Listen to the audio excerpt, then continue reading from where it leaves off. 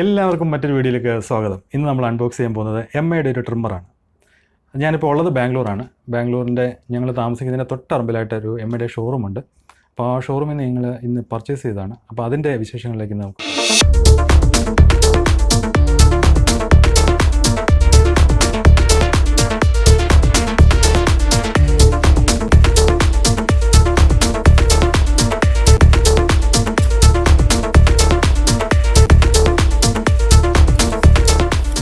Cover നമ്മൾ open ചെയ്യുമ്പോൾ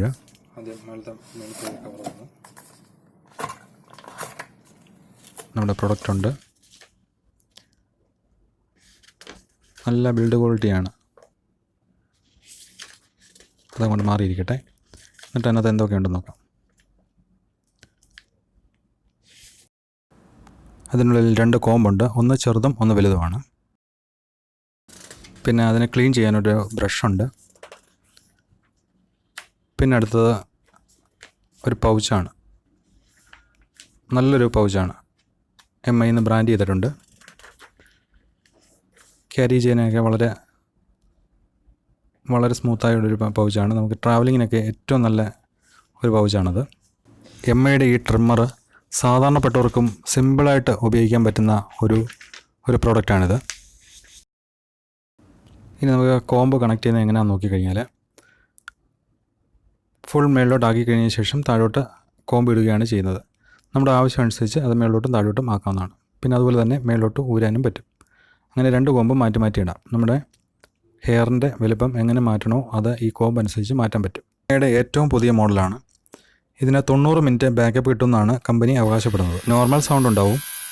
അത് ബാറ്ററിയുടെ ഇൻഡിക്കേറ്ററാണ് കാണിക്കുന്നത്. നമുക്ക് എത്ര ചാർജ് ഉണ്ടെന്ന് അറിയാൻ വേണ്ടിയാണ് ആ 3 പോയിൻ്റ്. ചാർജ് കുറഞ്ഞ സമയത്ത് ഓരോ പോയിൻറ്റും താഴ്ന്നാണ് കാണിക്കും. ഈ ട്രിമ്മർ ചാർജ് ചെയ്യേണ്ടത് നമ്മുടെ സാധാരണ മൊബൈൽ ഫോണിൻ്റെ അഡോപ്റ്റർ വെച്ചാണ് ചാർജ് ചെയ്യേണ്ടത്. അഡോപ്റ്റർ അതിൻ്റെ കൂടെ കിട്ടത്തില്ല. നമ്മൾ മൊബൈൽ ഫോണിന് ഉപയോഗിക്കുന്ന ചാർജർ വെച്ച് ചാർജ് ചെയ്യേണ്ടി വരും. കേബിളും അതിൻ്റെ കൂടെ ഉണ്ടാവും. എന്നിട്ട് അതിൻ്റെ ബാക്കിൽ ഒരു പോയിൻ്റ് ഉണ്ടാവും. അത് കണക്ട് ചെയ്യുക. 5 വോൾട്ട് അഡോപ്റ്റർ മതി.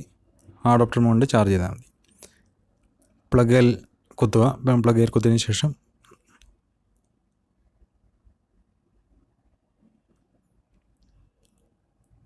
ചാർജ് ചെയ്യുന്ന പോയിൻ്റ് കാണിക്കും. ചാർജ് ആവുന്നുണ്ടെങ്കിൽ ആ ഇൻഡിക്കേറ്റർ കാണിക്കുന്നുണ്ടാവും.